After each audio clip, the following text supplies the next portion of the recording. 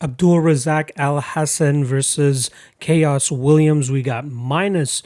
Where am I at? I completely. Oh, there we go. Minus 230 for Abdul Razak Alhassan and plus 190 for Chaos Williams.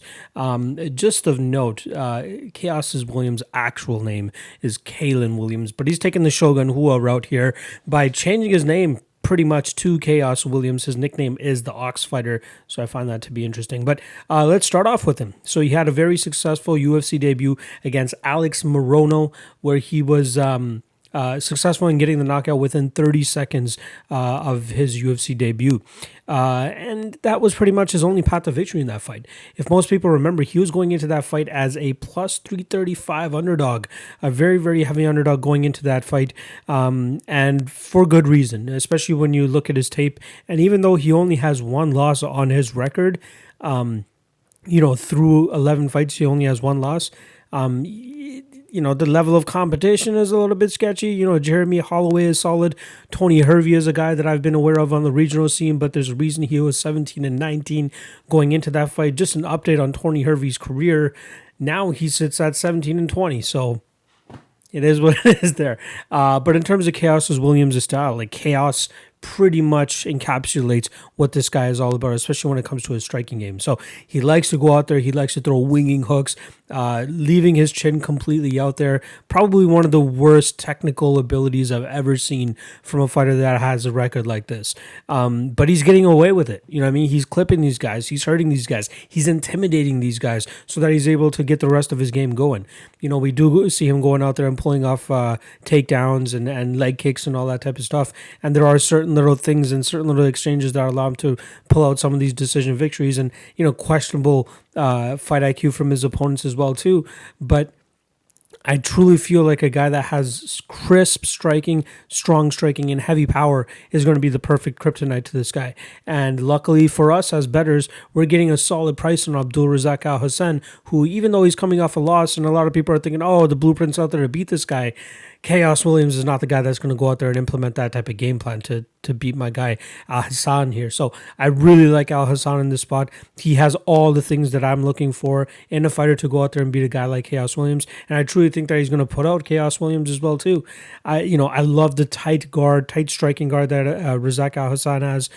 He has the perfect type of stance and counter style to go out there and knock out a guy like Chaos Williams, who's going to, try to lunge forward again with those strikes. And there's nothing that I've seen from his, the Alex Morono fight that leads me to believe that he's tightened it up.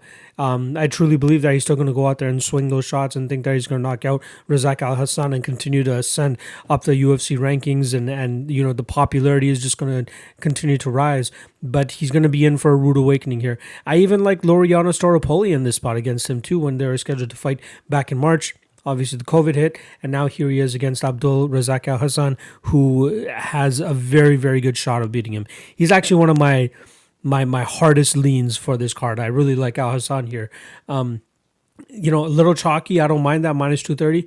But again, let's not forget that Chaos Williams closed at plus 335 against Alex Morono, and for good reason. So I don't see why, going out there and knocking out a guy within 27 seconds should allow you to be a closer favorite to a much tougher opponent in Alhassan. But I think that there's a ton of recency bias going into this, considering Alhassan's last loss. So let's go over that real quick. He went out there and he lost to Munir Lazez, who was making his UFC debut.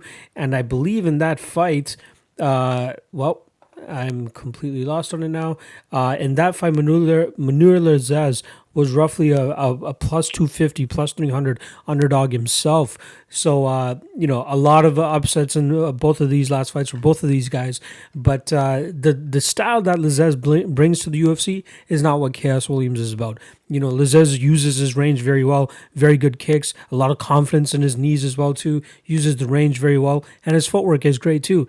Chaos Williams, on the other hand, you just watch some of these guys' fights and it's crazy. Like, he throws himself off of balance when he's throwing some of these strikes, and I think that's just absolute nuts, and that's not going to work against my guy Abdul here, who should be able to catch him with a cleaner, crisper shots.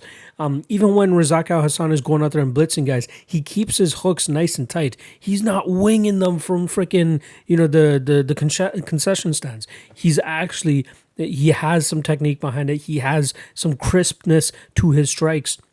and a ton of power behind it too. So I'm still fully aboard the Razak Alhassan train. There's a reason I didn't bet him against Manur Lazez last time around at minus 350, as I did feel like Lazez brought some good, some good tools to that fight, but obviously not enough for me to go out there and bet Lazez. But it was enough for me to pass on betting Razak at such heavy odds. But here, I love Al Hassan all the way up to minus 300. I think he has a solid spot to go out here and finish Khaos.